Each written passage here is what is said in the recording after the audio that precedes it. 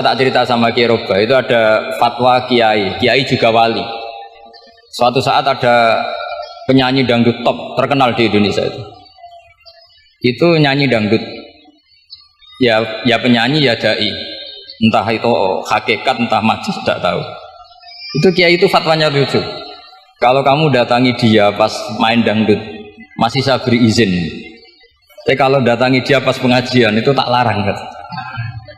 Kan santrinya jadi eskal. Ini pas pengajian dilarang, pas dangdutan kok malah dapat izin. Tapi bukan berarti halal ya, dapat izin. Dapat izin kan potensinya bisa karena dilarang lah ya tetap belerot. Terus suatu saat si santri ini setengah wali, tidak wali tapi setengah. Lama-lama itu memahami gurunya, ternyata sirinya begini. Kalau seorang penyanyi yang tidak pernah ngaji kemudian ngomong agama, itu potensinya itu fadollu wadollu, sesat dan menyesatkan. Tapi kalau dia sedang nyanyi dangdut, penyanyinya cowok loh, sama jangan bayangkan dangdut putri, enggak itu cowok sudah tua lagi. Jadi potensi halalnya ada lah maksudnya untuk, tapi tidak alat musiknya, orangnya. Tapi kalau dia nyanyi itu paling dosanya hanya nyanyi. Saya ulang lagi ya. Murid tadi akhirnya paham kalau datangi pengajian itu artinya ikrar kalau dia seorang dai atau seorang yang layak ngomong apa? Agama. Itu lebih bahaya karena kita santri, apalagi kita doktor atau MM, terus ngekrori orang yang nggak jelas asal usulnya. Tapi kalau nyanyi kan nyanyi saja, sehingga itu menjadi fikih. Bahaya terbesar dalam fikih adalah apa? Mengkaji fikih tidak dari ahlinya. Ya saya ulang lagi ya, mengkaji fikih tidak dari apa? Ahlinya. Nah kenapa demikian? Begini, saya beri contoh. Ilmu fikih itu tentu pertama dari Rasulullah SAW, kemudian bersanad sampai kita atau kita sampai Rasulullah. Itu ngalami sekian ijtihad yang tidak mudah. Saya beri sekian contoh. Dulu Imam Syafi'i itu sukanya sama guru yang miskin, ya karena rata-rata santri juga miskin. Jadi mesti ngidolakan guru yang miskin, karena sesama miskinnya harus berkoalisi. Tapi akhirnya gurunya Imam Syafi'i itu miskin sekali. Namanya Muslim bin Khalid Az-Zanji itu miskin, Sufyan As-Tsauri miskin, Sufyan bin Uyainah miskin. Setelah ngaji di Medina itu Imam Malik itu kaya. Pas itu Imam Malik sudah kaya. Setiap ketemu Imam Syafi'i dikasih uang. Sampai ketika Imam Malik itu bilang, kamu sudah alim, ilmu saya sudah habis, kamu ngaji sama yang lain. Sama siapa? Kata Imam Malik, orang yang sealim saya sudah meninggal, namanya Abu Hanifah. Tapi dia punya murid, namanya Muhammad bin Hasan Asy-Syaibani, kamu ke sana. Terus Imam Malik datang ke Baqi. Dulu Baqi itu pasar rental, ya Grab lah kita sekarang. Mengumumkan, siapa kafilah yang mau ke Irak? Kita ya Imam Malik, dibayari sama Imam Malik. Ini yang antar ke Irak, ke Muhammad bin Hasan Asy-Syaibani. Imam Malik mulai ngeper. Guru saya yang miskin tidak pernah nyangoni, guru-guru saya yang kaya sering nyangoni. Mulai memasalahkan dia miskin gitu, kira-kira seperti itu, mulai masalah gitu. Setelah datang ke Irak di Muhammad bin Hasan Asy-Syaibani itu si Muhammad bin Hasan Asy-Syaibani itu kalau ngitung uang itu di meja tamu. Jadi punya emas lantaan, punya uang. Kira-kira kalau Indonesia punya rupiah, punya dolar, dihitung itu di ruang tamu. Kata Imam Syafi'i, saya dengan Imam Malik saja nggak seret, ini lebih kedonyan lagi Kiai. Ngitung uang itu di ruang tamu. Terus akhirnya si Muhammad bin Hasan Asy-Syaibani ini ahlul usul, dia pakar usul. Kamu heran sama saya? Iya, Kiai kok kedonyan? Dia ngomong gitu. Tapi kata Muhammad bin Hasan Asy-Syaibani, kalau Kiai tidak boleh kaya, itu tak kayak wong fasik, ben gue demenan, gue mabuk. Oh jangan, nanti dipakai maksiat. Penjenengan mawon kersane digetokan, berarti Kiai oleh sugih, pun angsal-angsal. Semenjak itu jadi satu fikih bagi Imam Syafi'i. Ternyata kalau mengharamkan Kiai sugih berarti membolehkan yang fasik sugih. Kalau yang fasik sugih bisa dipakai i'anah alal maksiat. Semenjak itu mindset pikiran Imam Syafi'i rubah. Saking rubahnya sampai beliau berpendapat orang bisa beli Alphard, kok beli carry itu haram. Bisa jadi bupati kayak Pak Roba kok jadi RT haram. Pokoknya gitu. Bisa keren Kak Gus Bah kok jadi orang pendengar haram. Pokoknya haram terus. Karena dalil beliau al-Islam ya'lu wala yula'ala. Coba sampean ridho misalnya jadi orang Gresik dipimpin orang yang nggak sholat, ridho ndak? Ndak. Atau sholat tapi nggak bisa ngaji, ridho ndak? Ketika yang bisa ngaji berpotensi jadi bupati, terus keterusan. Karena Imam Syafi'i keterusan, ya umatnya keterusan. Akhirnya orang-orang Syafi'i itu politikus rata-rata. Ya, makanya sama jangan kaget sama Barubah. Kakak saya wakil bupati itu. Putranya Mbah Mun ada yang wakil apa? Gubernur. Dulu Gus Wahid ya menteri agama. Itu asal usul dari perubahan fikih, mindset, cara berpikir Imam Syafi'i. Jadi dulu itu fikih ditemukan itu jelimet, ada perdebatan. Itu tidak hanya pada level ulama, pada level Nabi pun ada perdebatan. Jadi jangan kira Nabi itu tidak debat, ya debat. Nabi itu asal seangkatan itu mesti debat, termasuk debat dengan malaikat. Jadi kalau perlu ya debat sama apa? Karena malaikat itu kan lugu itu gak iso mikir. Karena kalau malaikat iso mikir bisa jadi rektor. Nanti kasihan Pak Salam ini. Malaikat nggak boleh jadi rektor. Malaikat Israel itu nggak tahu etika. Jadi beliau ketika mau mencabut nyawanya Ibrahim datang, ya Ibrahim saya ini disuruh nyabut nyawa kamu. Kata Ibrahim, wah kamu itu pasti salah. Kamu tahu saya siapa? Saya ini Khalilur Rahman, kekasih Allah. Masa kekasih membunuh yang dikasih? Ini nggak benar, logika itu nggak benar. Pasti kamu salah. Karena Israel itu tidak bisa debat. Ketika ditanya, hal ra'aita khalilan yumitu khalilah, masa kekasih membunuh yang dikasih? Saya ini Khalilur Rahman. Masa Allah mencintai saya kemudian membunuh saya? Itu logika agak benar. Tidak, keliru, kamu itu keliru. Israel akhirnya terbang lagi. Ya Allah, katanya logika saya ini salah. Karena masa kekasih membunuh yang dikasih? Karena Israel nggak pernah sekolah, nggak pernah sekolah, nggak bisa dia jawab. Akhirnya diajarin Allah. Dah kamu bilang gini ke Ibrahim. Hal ra'aita khalilan yakrahu ayyalqa khalilah. Masa kekasih tidak siap ketemu yang dikasih? Dibalik logikanya. Akhirnya datang lagi ke Israel. Kata Allah begini. Masa jenengan kekasihnya tidak siap ketemu yang kau kasih? Oh ya oke mati gak apa-apa. Jadi ilmu itu ngalamin perdebatan. Jadi saya datang murni karena Kiai Mas Bukin, bukan karena MC. Itu dosa besar kalau saya datang karena MC. Karena saya punya kewajiban yang lebih besar. Jadi yang bisa mengalahkan adalah a'dzama minhu, yang super besar kira-kira. Karena jelas ada riwayat inna min abaril birri silatar rajuli ahla wuddi abi.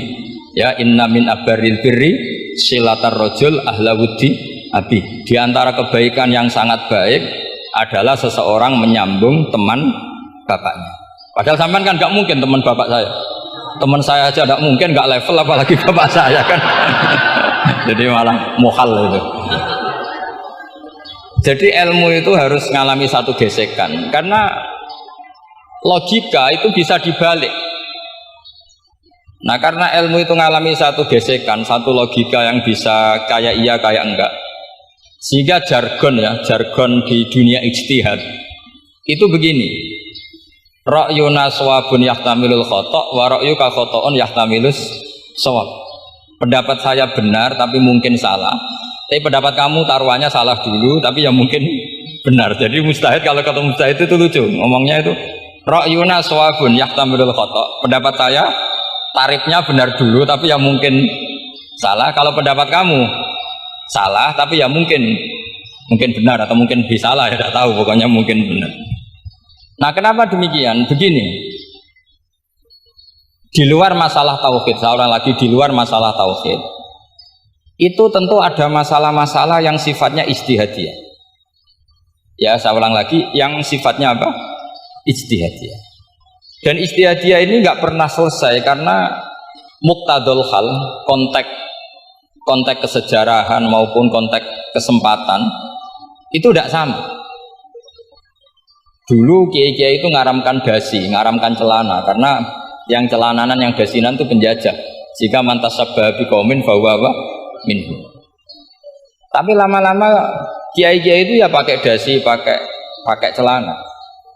Ya karena dianggap sudah tidak mantasabbaha biqaumin fahuwa minhum. Ini ngalami pergeseran. Semua ijtihad itu ngalami pergeseran. Lalu pertanyaannya begini, lalu ijtihad apa Gus yang permanen? Yang permanen ya ijtihad dengan alatul ijtihad, dengan alat-alat apa? Ijtihad. Saya beri contoh misalnya begini. Nabi Musa itu yang ngalami ijtihad. Kata beliau karena kangen Allah, itu ingin melihat Allah karena kangen. Rabbi arini anzur ilai. Qala lan tarani walakin anzur ilal jabal. Ya sudah, namanya orang kangen ya ingin melihat. Ya sudah gitu aja.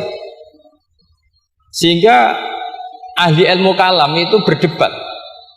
Kalau kata ahli sunnah, karena Nabi Musa minta ingin melihat Allah, berarti melihat Allah itu jaiz, mungkin. Karena Nabi gak boleh bodoh meminta sesuatu yang hal. Maka antipatinya ahli sunnah terhadap pendapat Mu'tazilah itu antipati. Karena menurut pendapat Mu'tazilah Allah itu qadim, Allah itu laisa kamitslihi syai'un, sehingga gak bisa dilihat. Pertanyaannya adalah berarti Nabi Musa meminta sesuatu yang hal, itu bodoh sekali sampai gak tahu mana hal, mana apa jaiz. Makanya kata Imam Ghazali, masa Nabi Musa yang Nabi nggak tahu kalau melihat Allah itu mohal sampai minta, berarti nganggap itu jaiz atau boleh. Itu cara pandang orang-orang ahli sunnah apa? Wal jamaah. Tapi tetap saja sebagian ulama itu ya balelo, yang kayak Mu'tazilah itu ya balelo, cara berpikir pokoknya itu karena kangen, bukan karena mungkin atau tidak mungkin. Jadi nggak mungkinnya tetap tidak mungkin. Terus mereka dalil la tudrikul absar wa huwa yudrikul absar. Nah, sudut pandang ini akan terus. Ada seorang wali ditanya, kalau kamu di surga ingin melihat Allah apa enggak? Jawabnya enggak. Kenapa? Kasihan Allah. Terus kenapa? Unazzihu dzalikal jamala an nadzari misli. Saya tidak ridho Allah yang hebat, yang keren, kemudian sing delok di rumah aku wong Gresik. Koyok gak ngergani pangeran. Sebenarnya sing delok Allah ben golongane Nabi Muhammad, Nabi Ibrahim, kowe ra usah ngilangi keren, maksudnya gitu. Jadi ada ulama itu jadi wali kalau sholat itu karena di soft belakang, tapi jangan ditiru. Itu kan nggak lazim ya, lazimnya kan afdhalus sufuf itu as-saful awal.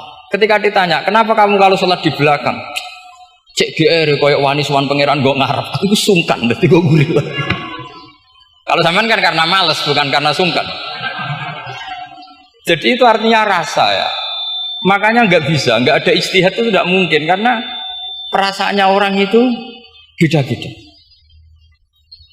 Itu Sayyid Abdul Al-Haddad itu kalau ngendikan masyhur, man da'a li dzalimin bil baqa faqad ahabba yu'sawwa fi ardi. Orang yang mendoakan orang fasik masih hidup, gak mati-mati, itu berarti suka kalau Allah dimaksiati di buminya. Wong fasik kelakuannya rak maksiat, nah bodoh ngak nomari. Itu berarti kamu ingin Allah didurakani terus menerus karena si fasik masih hidup. Tapi kalau Abdul Hasan As-Sadili cara ngendikan gini, kalimatnya persis. Man ahabba alla yu'sawwahu fi ardi faqad ahabba alla tadhara maghfiratuh. Orang yang ingin dunia ini steril gak ada maksiat, maka sama saja berkeinginan tidak melihat luasnya maghfirahnya Allah. Sama-sama wali besar, tapi cara pandang hubungannya dengan Allah seperti itu.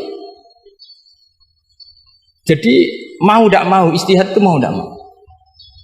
Makanya tidak usah dipertentangkan misalnya cara berpakaian, cara apa, yang penting sesuai aturan Islam ya sudah. Karena ini urusan rasa. Urusan apa? Rasa. Itu Syekh Hasan Basri itu sering jagongan sama Rabi'ah Adawiyah. Itu secara fikih salah.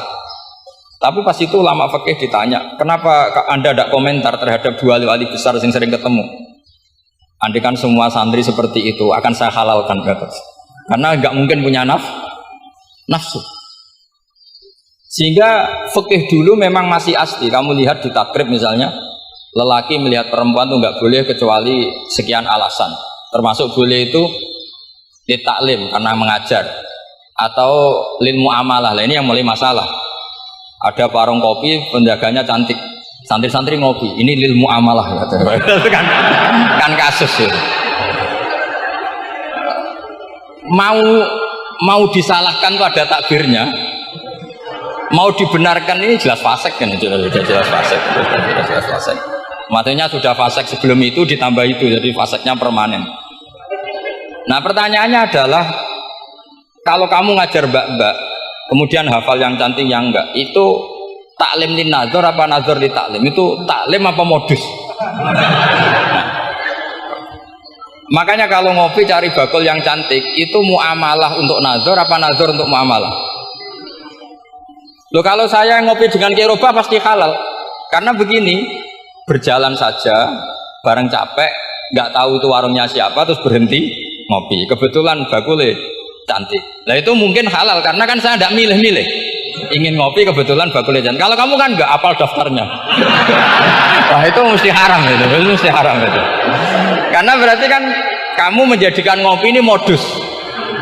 Gue jagani nak takok pangeran. Lo kok nazar? Muamalah Gusti, muamalah. Itu mesti modus. Maka fikih itu harus dikawal oleh tasawuf. Kalau ndak, semua hukum fikih bisa diakalin. Makanya Imam Bukhari punya satu bab namanya Kitabul Khiyal. Bab mengkhilaf fikih. Beliau itu antinya sama Abu Hanifah itu luar biasa. Nggak ada ulama dibenci Imam Bukhari kayak Abu Hanifah. Masyhur itu. Untungnya beliau nggak menangi Abu Hanifah. Kalau menangi geger terus, bisa bahsul masail terus. Itu Abu Hanifah itu ulama yang suka khilah. Khilah itu ngerekayasa hukum. Misalnya begini, saya ini puasa agak lemes. Ujian agak lemes, apalagi kiai serapati di duit santri beling-beling lemes gitu. Apa mangan nih kan, wah poso-poso kok mangan kan gak keren. Supaya saya bisa makan dan halal, saya bisa ngajak kiai robai ya jalan-jalan, nyari yang jarak 2 marhalah, ya sudah, terus bisa makan. Kalau ditanya Allah kok makan, musafir. Jadi bolehkah insya'us safar menciptakan pergi demi untuk supaya boleh iftar? Boleh enggak cara jenengan? Coba kok enggak boleh, alasannya apa? Kan pergi. Perginya juga enggak maksiat. Itu khilaf. Tapi Sayyid Muhammad, Abu Yasin Muhammad bin Alawi, Sayyid Muhammad itu membela Abu Hanifah. Artinya membela jangan semua khilaf itu diharamkan. Karena itu cara, saya ulang lagi, karena itu cara untuk mengawal bahwa hukum Allah itu luas. Karena kalau nggak ada khilaf itu ya kita kesulitan. Misalnya begini, ini penjelasannya, makanya kita harus sering mendengar. Saya itu dulu masih sangat fikih itu protes, kenapa ada poluan polisi wanita? Itu kan pekerjaan cowok ya, pekerjaan pria. Tapi setelah mendapat penjelasan dari polisi itu alasannya masuk akal, Gus. Kadang-kadang orang nakal itu menyembunyikan narkoba itu di alat wanitanya. Itu kalau semua lelaki polisi kayak jenengan itu kan masalah itu. Sehingga memang harus ada polisi wanita karena sebagian pengedar narkoba itu perempuan dan menyembunyikannya di tempat itu. Kalau semua polisi cowok kan gak kebayang. Sehingga kita akhirnya mendengar membolehkan polisi itu wanita. Ada wilayah yang harus wanita. Begitu juga ada pertanyaan, kenapa sih dokter kandungan itu cowok? Saya punya banyak santri yang muhibin saya itu dokter kandungan. Tak tanya, kamu itu kok cowok kok jadi dokter kandungan? Kan pekerjaannya seperti itu. Dia jawabnya lucu. Dari 10 yang tes jadi dokter kandungan, itu yang cewek itu lulus 2. Yang cowok lulus semua. Karena ketika cewek dites melihat ketuban pecah darah itu langsung pingsan. Sehingga yang secara psikologi dablek itu kan memang lelaki. Jadi roh wongnya sewakit santes. Kadang nggak lahir-lahir dintaini nang jopo rokokane santai. Itu kalau cewek yang jadi dokter kandungan itu nunggu jam 11, jam 4 sudah pingsan. Nah ini cerita, bukan berarti saya menghalalkan, enggak. Kita harus mendengar, saya ulang lagi, kita harus apa? Dan itu setelah mendengar, itu nanti jadi disiplin ilmu, yaitu namanya fikih. Saya berkali-kali cerita di mana-mana cerita, fikih itu harus dievaluasi karena ini masalah furu'iyah. Saya berkali-kali cerita di mana-mana cerita. Hukum berteman orang fasik gimana? Pasti orang jawab haram karena takut ketularan orang fasik. Tapi kalau dibalik, hukumnya bina orang fasik gimana? Ya baik, umatnya Nabi bisa bina kalau berteman. Kamu bisa bina orang fasik tanpa berteman? Gak bisa. Jadi kalau dibalik, hukum berteman orang fasik gimana? Haram. Hukumnya bina orang fasik baik, bisa bina kalau berteman. Berarti berteman orang fasik ya terus nanti pada level lapangan sih gampang. Kalau yang soleh membina yang fasik dan yang fasik ketularan yang soleh, maka ternyata baik. Kalau yang soleh ketularan fasik, ya berarti ternyata buruk. Tapi kan hukum masa nunggu kenyataan, kan jadi nggak hukum. Di mana-mana hukum itu kan ada asumsi, karena ini masalah ijtihad. Nah itu yang dilakukan para ulama kita. Jadi sampean harus mengkaji fikih secara detail, karena tidak hanya kita yang khilaf. Nabi-nabi juga khilaf dalam menentukan dakwah ilallah. Wali-wali kita kayak Abdul Hasan Asyadili sama Sayyid Abdul Al-Haddad itu juga khilaf. Imam Ghazali ya khilaf. Imam Suyuti itu kalau ketemu Al-Qastolani itu saling tidak nanya, saking nggak cocoknya, masyhur itu. Di ulama ya ora cocok. Bedanya nak saiki perkara partai gitu. Kalau orang dulu enggak, karena pakai asumsi karena memang susah. Nggak misalnya memang tak bedai, tak beri yang di, nggak misalnya ada orang rukuk kemudian ngentut, itu sholatnya batal apa enggak? Enggak, jawab saja. Enggak, orang sholat kemudian pas rukuk kentut atau kelihatan auratnya, sholatnya batal apa enggak? Batal. Lah itu keliru nih sampean, itu salah dosennya mesti itu. Pertanyaannya gini, yang dikatakan sholat itu kan aqwalun wa af'alun muftatahatun bitakbir muftatamatun bitaslim. Lalu ketika sampai rukuk apa sudah namanya sholat? Jika kamu katakan batal, namanya sholat aja belum kok sudah kamu katakan batal gitu.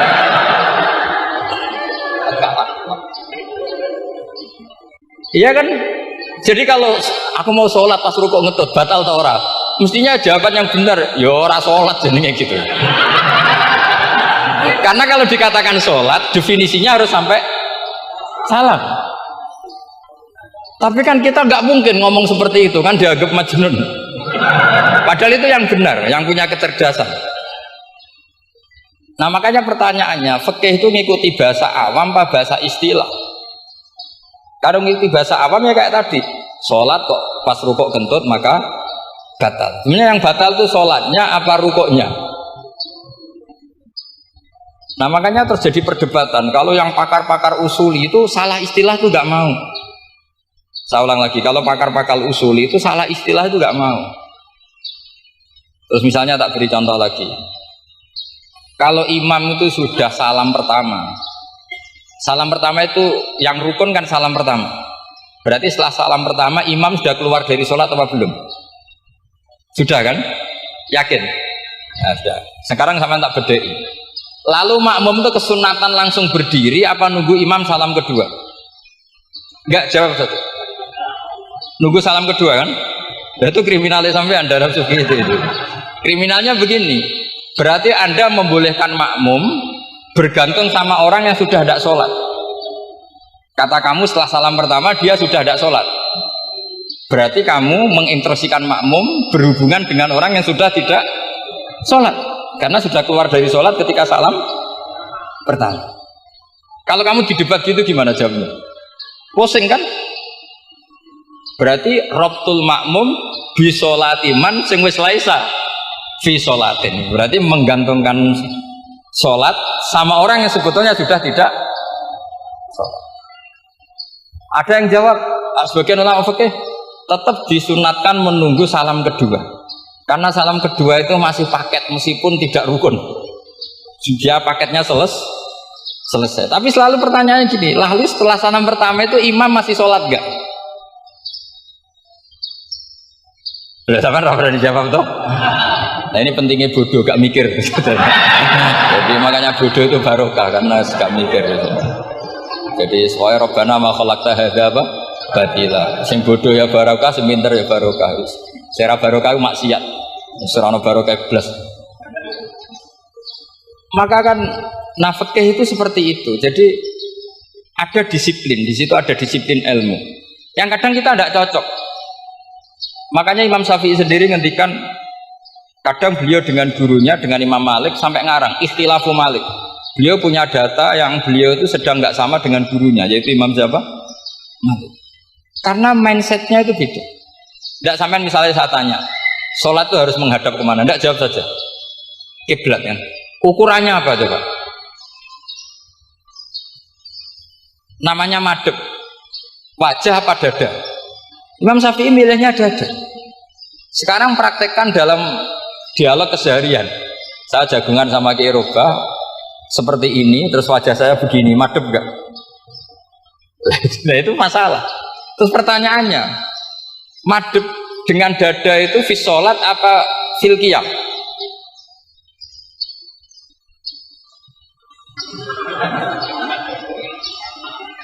Loh enggak, kalau fi sholat pas sujud dada kamu madhep mana coba? Kamu tidak pernah mikir kan? Ya madhep pakai dada itu kan kalau berdiri, kalau rukuk sama sujud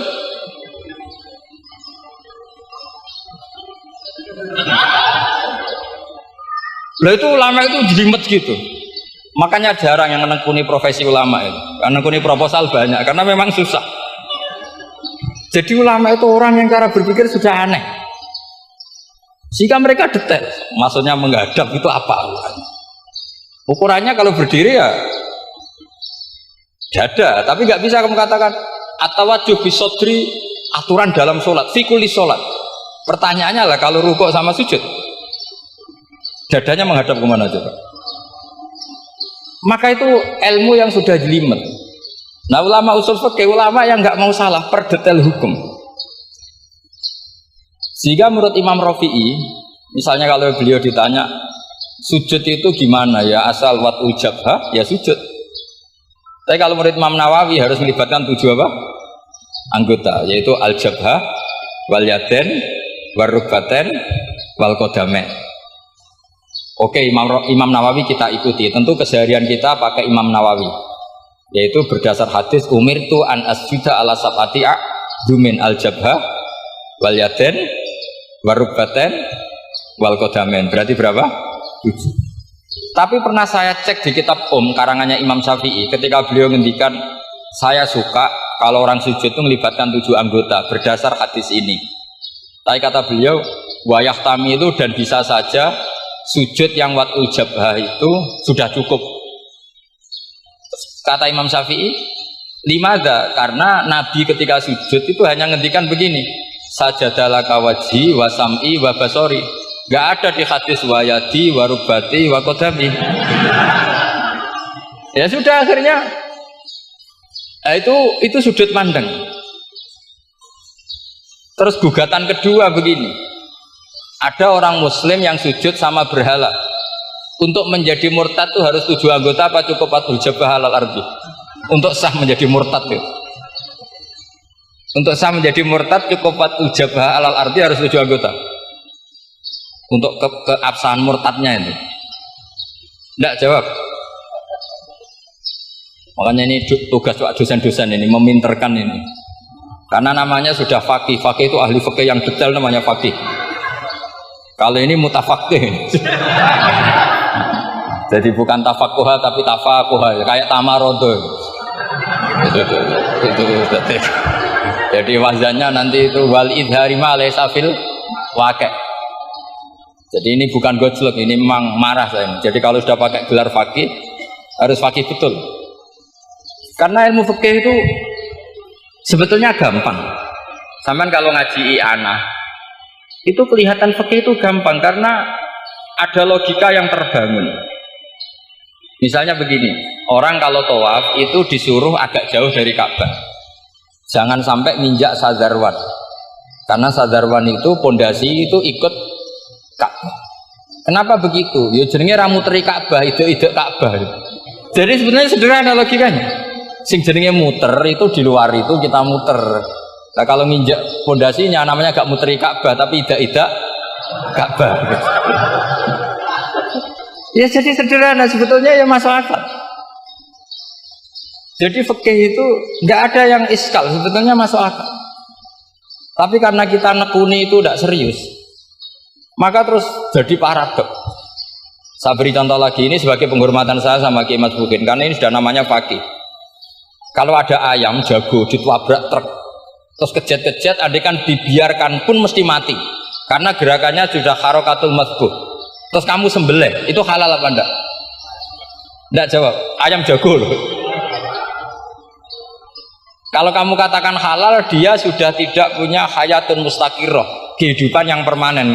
Andai kan kamu biarkan pun 1 menit lagi meninggal. Kejet-kejet kan mau prosedur saja. Maksudnya pantasnya mati ya kejet-kejet sih, tapi sebetulnya sudah pasti mati. Maka ini ada 2 ulama. Kalau kata Imam Malik tetap namanya halal karena ruhnya masih di situ, sehingga ketika kita nyembelih ya nyembelih hewan yang hidup. Yang namanya nyembelih itu pokoknya mematikan yang punya ruh, sementara saat itu rohnya masih di situ, meskipun 1 menit lagi pasti mati. Tapi kalau mazhab Syafi'i enggak, ini sudah harokatul mazbuh, tidak punya hayatun mustaqir. Sehingga dalam perdebatan ulama fikih itu lucu, kadang ya gampang mangkel no. Misalnya begini, kalau ada anak lahir tidak ada amaratul hayat, nggak nangis, nggak bernafas, sunat disolati apa enggak? Siktun sing layas tahillu walayas, langsung lahir langsung mati, nggak ada amaratul hayat. Ratang mikir tuh. Itu tidak wajib disolati. Alasannya ya kan memang sholat alal mayit kan tidak pernah hidup. Di mana-mana mayit itu setelah hidup mati, ini kan tidak pernah hidup. Namanya ya qit'atul lahmin, ya potongan daging itu aja enggak. Jadi kadang fikih diwaca tenan jebule mangkel nom. Terus ketika di kitab Minhajul Thalibin itu, kalau kamu keluar mani itu wajib mandi enggak? Wajib kan? Kalau keluar mani inzal itu kan wajib mandi. Nah kenapa nifas atau wiladah keluar bayi? Kenapa ibu-ibu kalau keluar bayi wajib mandi? Alasannya lucu. Li'annal walad maniyun mun akidun. Ini kan wis mani cuma mengkristal. Jadi kadang pakai mangkel. Apa ya?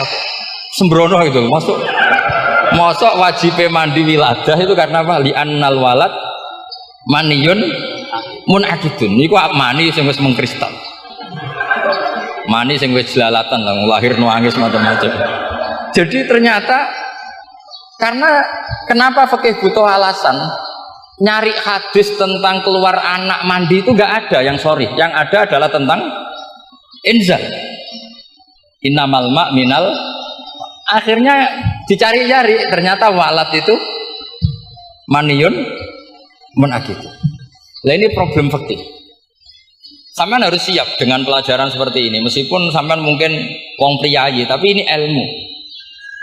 Ya, saya ulang lagi, ini ilmu. Sehingga ulama itu mau tidak mau harus mau mendengar. Karena logika yang terbangun itu nunggu kalau mendengar kayak tadi. Malaikat Israel baru sadar, masa kekasih bunuh yang dikasih. Masuk akal. Iso mikir juga Israel. Kalau sama sampean sih nggak nerima tetap selonang-selonang, ini masalah Ibrahim Khalilur Rahman. Sehingga kita di alasan fikih itu harus kita dengar. Saya dulu itu, saya sampai sekarang itu sama, kalau bayi lahir masih sudah berbentuk bayi, saya sendiri berpendapat sebaiknya disolatin. Kalau sudah berbentuk apa? Bayi, meskipun tidak nangis, tidak ada amaratul hayat. Kan yang digugurkan itu wajibnya, bukan masalah boleh dan tidak. Itu banyaklah perdebatan ulama di bab itu. Saya beri contoh lagi perdebatan ulama. Ini contoh-contoh fikih karena ini khusus penghormatan status fakih tadi. Itu kalau ada orang mati jenazah itu. Jenazah itu kalau sholat, itu kan umumnya jenazah di depan, kita nyolati di belakang.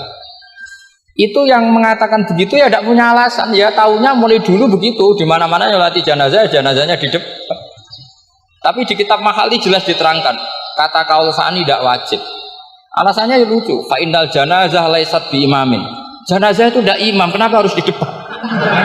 Kan kacau kan? Lu coba alasannya di depan apa? Dia ada imam kok. Nah barokahnya fikih itu, sehingga kita melihat di Arab Saudi sekarang itu jenazah kan di belakang, tapi kita tetap nyolati apa? Mayit. Kalau di Arab Saudi musim haji itu jenazahnya di kamar mayit, tapi kita nyolati. Itu satu-satunya takbir ya tadi, fa innal janazah laisat bimanzilatil imam. Tapi jangan praktekkan, nanti dia kepaliran sesat tuh. Saya hanya cerita ilmu, jangan dipraktekkan. Kalau dipraktekkan masih jadi aliran sesat. Mono jenazah ning mburi mame kok ngarep aliran sesat. Sebetulnya bukan sesat tuh. Uji coba fikih.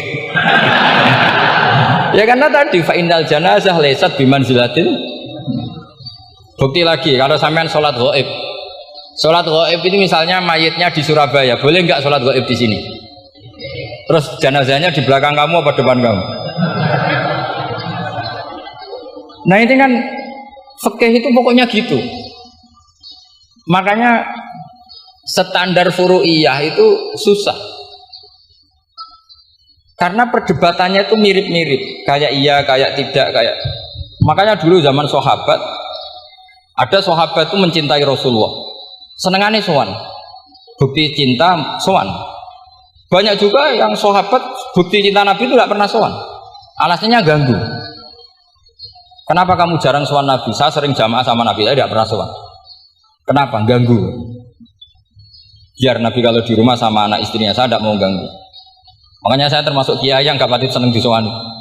Karena ya itu tadi, kalau mulang seneng saya, kalau disowani biasa saja. Kalau Kiai Roba itu nilai, nak pernah sepuh jadi rasawan nilai. Jadi beda, saya sering ditilii Kiai sepuh. Tapi bahasanya tentu tidak sowan, tapi apa? Nilai. Kalau sowan itu banyak. Ketika Rasulullah wafat, itu separuh sahabat hampir mayoritas, ya Rasulullah kita semua ingin kita dulu yang meninggal karena engkau begitu penting. Maka jangan meninggal dulu, kita yang meninggal. Kalau kita yang meninggal itu nggak apa-apa, tapi kalau engkau penting, jangan meninggal. Tapi ada saja sahabat, lah tidak seperti itu. Saya suka Rasulullah meninggal dulu. Alasannya masuk akal. Biar Allah menyaksikan saya kama usaddikuhu hayyan usaddikuhu maitan. Allah biar menyaksikan saya iman kepada Nabi ketika masih hidup. Dan saya buktikan setelah mati pun, setelah meninggal pun, setelah wafat pun iman. Jadi ternyata baisnya itu supaya orang tahu bahwa iman kita kepada Nabi itu iman yang super, sehingga ketika beliau sugeng ya kita iman, setelah wafat juga kita iman. Kai usaddikuhu maitan kama usaddikuhu hayyan, supaya saya mentasdikkan beliau setelah meninggal sebagaimana kita mentasdikkan beliau saat masih hidup. Dan ternyata Allah ridho dengan perkataan sahabat itu. Kenapa Allah ridho? Karena menjadi pelajaran bagi orang-orang yang ditakdir gak menangi Rasulullah SAW. Tetap mereka iman. Jangan kayak setan itu kurang ajar betul kalau iblis itu. Masyhur itu, iblis itu nangis-nangis neng Nabi Musa. Iblis itu takutnya sama Allah itu luar biasa, sampean kalah. Iblis itu setiap ketemu malaikat karena dia ngerti alam gaib, mesti apa itu? Kama sali syaitani itqala lil insani kufur falamma kafara qala inni bari'um minka inni akhafu wa rabbal alamin. Jadi setan iblis itu paling sering bilang inni akhafu wa rabbal alamin, karena iblis itu tahu surga, tahu neraka, tahu kekuasaannya Allah. Jadi takutnya sama Allah luar biasa. Makanya setiap dia mengajarkan kekafiran, setelah orang itu kafir gimana? Inni bari'um minka inni akhafu wa rabbal alamin. Saking takutnya sama Allah, suatu saat iblis ini datangi Nabi Musa karena tahu Nabi Musa itu kalimullah, orang yang bisa komunikasi langsung dengan Allah. Ya Musa ya kalim Allah, saya ini makhluk, saya takutnya sama Allah luar biasa. Tolong rayukan Allah supaya nerima tobat saya. Karena dirayu terus lama-lama Nabi Musa bilang, oke, tak rayukan Allah sama Allah. Karena Musa kekasihnya, ya Allah iblis ini ingin tobat, tolong dikasih hak tobat. Kata Allah, oke, dia bisa tobat asal mau sujud di makamnya Nabi Adam, karena kesalahannya dia gak mau sujud sama Nabi Adam. Semenang Nabi Musa karena ada cara untuk Iblis menjadi tobat. Dikasih tahu sama Nabi Musa. Alhamdulillah kamu diterima tobatnya. Syaratnya apa? Sujud ke kuburannya Nabi Adam. Wah, iblis atau aslinya terus. Asjuduhu maitan wa qatla asjuduhu hayyan. Zaman urip aku ora gelem, pomene wis mati. Oh, dasar setan itu. Zaman urip aku ora gelem, wis mati mbok kon sujud. Umat maksudnya terus ya sudah terus sampai sekarang akhirnya. Kalau sekarang sudah tidak mungkin lagi karena nggak ada Nabi Musa. Jadi ijtihadnya sahabat melihat wafatnya Rasulullah itu beda-beda dan ternyata semuanya diridhoni Allah. Karena ternyata yang suka Nabi wafat dulu adalah ingin supaya umat Islam tetap mencintai beliau, iman sama beliau, tasdik sama beliau, sebagaimana tasdik zaman sugeng. Pokoknya kita harus mencintai guru-guru kita. Uhibbuhu maitan kama uhibbuhu hayyan. Saya sampai sekarang itu ya merasa Mbah Mun itu tidak meninggal. Saya masih merasa kalau bapak saya tidak meninggal karena kita mencintai beliau-beliau ketika hidup dan ketika wafat itu sah. Karena beliau-beliau sama kita juga seperti itu. Rasulullah itu ketika mendekati wafat, ya bahasa halusnya intaqala ila rafiqil a'la. Itu Nabi kalau ngedikan tuh rileks sekali. Hayati khairun lakum wa wafati khairun lakum. Cung aku nak uripku ya apik. Engko nak aku wis kapundhut ya apik. Fa amma hayati fali asunna lakum as-sunan. Sebagian riwayat fa innakum tuhadditsuna anni wa uhadditsu ankum. Kalau saya masih hidup, saya bisa mengajarkan kamu sunnah, mengajarkan kamu tradisi-tradisi yang benar. Dan ketika aku mati, ketika aku sudah wafat, maka saya jejer Allah, kata Nabi. Saya berdampingan dengan Allah, maksudnya dekat Allah. Tentu bila kaifin walan hisor. Terus sudah fa inna amalakum, amal-amal kamu diperlihatkan ke saya. Berhubung saya sudah dekat Allah, kalau amal kamu baik, saya muji Allah. Kalau amal kamu buruk, saya langsung mintakan ampun kepada Allah. Jadi Nabi rileks sekali. Artinya saya hidup bagus karena bisa mengajarkan kamu as-sunan wa syara'i'. Kalau saya wafat karena saya dekat Allah, kalau kamu baik saya muji Allah, kalau kamu buruk saya mintakan ampun kepada guru-guru kita juga seperti itu. Justru setelah wafat beliau-beliau punya kesempatan dekat sama Allah, dekat sama al-malail a'la sehingga mendoakan apa? Nah terus kata Sayyid Muhammad, wala taqulu lima yuqtalu fi sabilillahi amwat. Kamu jangan pernah berkeyakinan atau berpendapat atau berkomentar kalau orang-orang yang mati fi sabilillah adalah berstatus apa? Mati, amwat. Kalah. Terus kata Sayyid Muhammad, hadza li amati syuhada. Ketentuan ini bagi umumnya syuhada. Artinya gini, umumnya syuhada saja tidak berstatus amwat. Apalagi hadza Rasulullah sayyidul syuhada, sayyidul anbiya, sayyidul mursalin, tentu tidak pernah berstatus amwat. Ya saya ulang lagi ya, jadi zaman cara berpikir amatus syuhada, syuhada yang umum saja berstatus hidup, tidak boleh distatuskan amwat. Apalagi Rasulullah itu sayyidus syuhada, sayyidul anbiya, maka status beliau pasti hayyun la yamut, pasti beliau itu hidup tidak.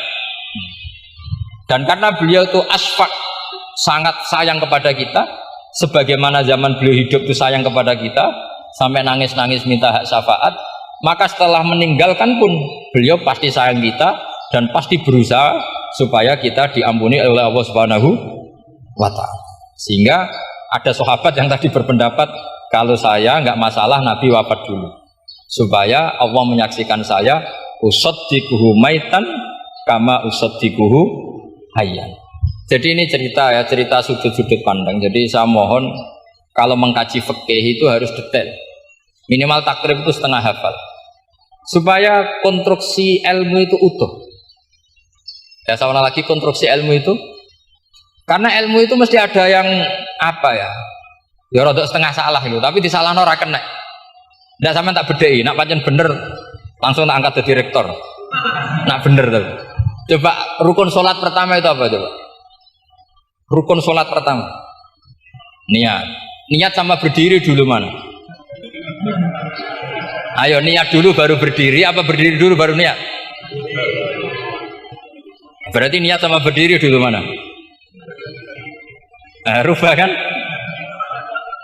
Artinya kita mau bilang tartib urutannya niat berdiri takbir gak bisa. Yang dikatakan niat itu apa? Qasdus syai' muqtaronan bi fi'lihi. Berarti niat sama takbir harus bareng apa urutan? Bareng. Terus dengan qiyamnya urutan apa bareng? Bareng apa urutan? Loh enggak, kalau urutan berarti takbir dulu duduk baru berdiri. Nah maka seperti ini tuh mau tidak mau kita salah, dikatakan tartib ya salah, dikatakan serentak ya salah. Cuma karena kita bodoh, gak tahu mikir itu, alhamdulillah kan di situ. Lu coba niat sholat, niat takbir qiyam dulu mana? Niat takbir qiyam dulu mana tuh? Dulu qiyam. Nggak ada kitab yang mengatakan arkanus sholat awaluha. Oh, dianggap kitab kriminal. Makanya ngendikane ulama-ulama di sarah-sarah, mau tidak mau sebagian istilah itu tasamuh itu terus tiga gampang ngono kok repot. Karena kita tidak bisa detailnya. Coba misalnya puasa Ramadan itu wajib apa? Tabyitun niat, nginep no niat. Sing darani nginep itu umure lama apa enggak? Lama kan? Sekarang sebelum 2 menit kamu baru niat, sah apa enggak? Sah. Itu sempat nginep apa enggak 2 menit itu? Enggak sempat kan? Jadi ilmu itu, makanya kata ulama-ulama, pokoknya ilmu itu mesti ono unsur tasamuh. Tasamuh itu ya tiga gampang. Apa? Tiga gampang. Misalnya Imam Syafi'i berpendapat mashu ba'dir roksi. Itu kata beliau walau sya'rotan fi hadir roksi. Meskipun satu rambut asal masih di wilayah kepala. Tapi kalau rambut itu dikeliwir, dibasuh di sini nggak sah. Karena sudah keluar dari batas apa? Kepala. Imam Syafi'i cara berpikir kan yes ngene iki jenenge basuh sirah. Tapi cara Abu Hanifah enggak. Ya enggak, yang namanya megang kepala itu ya minimal 1/4. Masa gitu dikatakan Lalu ulama usul fikih itu berdebat. Sesuatu itu sesuai masodaknya. Masodak itu yasduku alaihi kadza, yaitu ini tadi saya cerita ke Ibu Khin tentang ngaji Jamul Jawame. Ini ilmu yang di Jamul Jawame.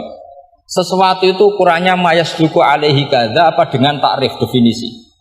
Misalnya gini, sholat itu batal dengan makan. Kalau kamu sholat makan batal nggak?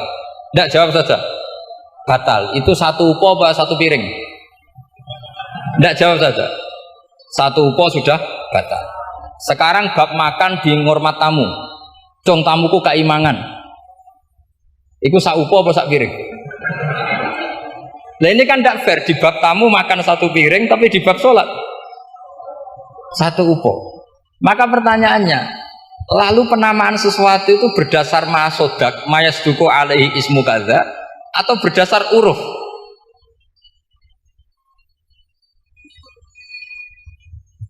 Ukurannya apa coba? Maka terus jadi perdebatan. Nah ini di sini ini pentingnya ulama, karena ya sekarang saya bedai kalau cengkeh itu wangi apa enggak? Kategorinya cengkeh wangi kan? Kalau orang bikin kue tar pasti pakai apa? Cengkeh. Pakai wedang ronde supaya manis, apa wangi dikasih apa? Cengkeh. Nah itu saya berkali-kali cerita, pernah mau dipikirkan orang Islam itu nggak boleh rokok karena dianggap pakai apa? Mewangi karena ada apa? Cengkeh. Tapi terus didebat, kalau gitu berarti orang Jumatan sunat rokok karena Jumatan disunatkan pakai pewangi. Wah itu kan akhirnya tuh, wah iya repot ya. Jadi kalau cengkeh kamu kategorikan wewangen, yang orang Islam nggak boleh rokok karena pakai cengkeh yang wangi, konsekuensinya orang Jumatan sunat rokok karena berarti di masjid pakai apa? Pewangi. Kan sesat semua ya, jadi itu ilmu. Makanya selain fikih mateng itu ada ilmu yang namanya usul fikih. Usul fikih itu yang neliti itu. Mayasduku alaihi kadza. Jadi wis ngono iku darani ngono. Saurang lagi. Ngono iku wis darani ngono. Ora perlu roh detail. Ya, saya ulang lagi. Wis ora perlu roh detail. Makanya Abu Hanifah itu misalnya basuh wajah. Wis angger kecelok ngene iki basuh wajah. Nek Imam Syafi'i kan detail. Mimbaini manabitis sya'ri sampai ila somahe uzunehi ila dzakon. Terus manabitis sya'ri Imam Syafi'i nambah apa? Ghaliban. Kenapa ditambahi ghaliban? Karena kalau orang budak manabitis sya'rinya di sini. Jadi itu fikih. Jadi fikih itu jelimet. Padahal kita ini nggak pernah berpikir secerdas Imam Syafi'i, tapi akhirnya ya mikir juga. Nah, gak ditambahi ghaliban, mana biti sarinya orang budak kan? Sini. Terus sekarang perdebatannya, orang budak basuh Mastur Roksi di sini sah nggak? Karena tadi itu wajah apa kepala gitu. Kan jadi bingung gitu. Ya makanya ini mukadimah saya supaya sampean lebih disiplin belajar Oke, dan setidaknya didiskusikan lah kitab-kitab Minhajul Thalibin atau kitab-kitab Mahali, karena di situ nanti ada perdebatan dan perdebatannya itu indah sekali. Kayak tadi ada yang mengatakan jenazah harus di depan, tentu dalam kondisi normal kita ingin jenazah itu di depan, tapi ada kondisi itu tidak normal kayak di Masjid Haram. Lalu solusinya gimana? Ya kita ngikuti kaul Sani, fa innal janazah laisat bimanzilatil imam. Jadi kalau di sini normal ya sudah kita sholat ya normal aja lah. Masa jenazahnya di belakang kamu sholat, nanti jenazahnya iri, sekali-kali di depan aja kok gak boleh gitu. Malah jadi repot tadi. Jadi karena apa ya? Kalau kita mengkaji tidak panjang itu bahaya. Karena ilmu tadi, ilmu itu ada logikanya. Imam Ghazali dalam bab warid sama maurud itu gak setuju sama Imam Syafi'i, dia Maliki. Ya kalau dalam mazhab Syafi'i yang populer kan kalau ada najis airnya sedikit kan dikucurkan supaya al-ma'u itu warid. Kalau warid punya kekuatan menghilangkan. Tapi gak boleh najis diletakkan di bejana yang ada airnya. Airnya namanya maurud. Tapi Imam Ghazali dalam hal itu ngikuti Imam Malik. Gak ada bedanya warid sama maurud. Karena logika Imam Ghazali gini, misalnya ini ada najis ya mik ini ada najis di sini. Atau sarong lah, contoh paling gampang kan sarong. Ini sarong, najisnya di sini. Kamu kucuri. Ketika kamu kucur, air yang lewat ini kan tidak ada dua kola. Kemudian ketika terkena najis, mutanajis kan? Kalau dia sudah mutanajis, dia punya kekuatan menghilangkan najis apa enggak? Enggak kan? Karena dia sendiri berstatus mutanajis. Artinya begini, meskipun ini disorno, itu bukan berarti najis gak campur. Nah terus sampean misalnya bantah, tapi kucurannya wakil, terus nanti semua tersisa hilang. Ya kalau gitu nggak ada masalah kan, pertanyaannya kan karena banyu itu satu ciduk. Sehingga Imam Syafi'i mengatakan cara berpikir Imam Ghazali, air itu oleh Allah dikatakan mutahhirun, mensucikan. Ya sudah, kalau ada air berarti mensucikan, baik caranya warid maupun maurud. Bukan karena air itu menghilangkan najis, karena tadi logikanya yang sudah kena najis, air ini sudah berstatus mutanajis, berarti pas mulai lewat ke bawah dia statusnya apa? Mutanajis, ke bawah lagi berstatus mutanajis. Misalnya sampean bantah, tapi mutanajis ini kan dihilangkan oleh air di atasnya. Ya kalau ada jaminan air berikutnya bisa menuntaskan. Nah najisnya bandel, gandok kan terus panjang perdebatannya. Makanya kata Imam Ghazali, sudah dalam hal itu saya ikut Imam Malik. Ikut Imam Malik, anggarono najis, kok is disori banyu ne orang mutaghayir, yer yes ngono iku jenenge nyucekno. Mergo banyu oleh Allah distatuskan mutahhir, mensucikan. Dadi ora usah bayangno sing jlimet-jlimet. Itu namanya masodak. Wis keceluk basuh habek banyu. Berarti wis keceluk mensucikan. Itu juga satu kefiah dalam usul fikih. Ya sudah seperti itu. Ya kayak sampean kangen anak. Kangen anak itu ketemu wis cukup ta ora? Cara sampean wis cukup. Tapi cara anake sampean ketemu tok ra nyangoni. Nah. Lalu ukurannya itu ukuran anak apa ukuran orang tua? Enggak ukuran anak apa ukuran orang tua? Definisi ketemu lalu. Ukuran orang tua apa ukuran anak?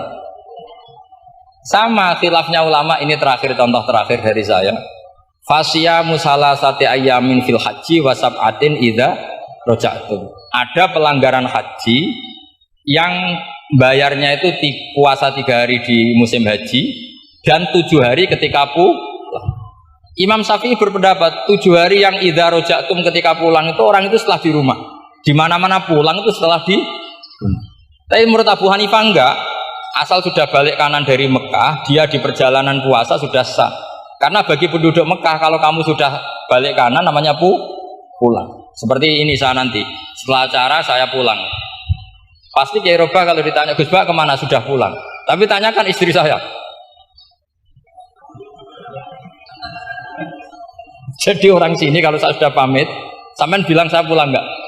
Gus Bak kemana sudah pulang. Tapi tanyakan istri saya. Belum pulang. Lalu ukurannya ini jenengan apa istri saya?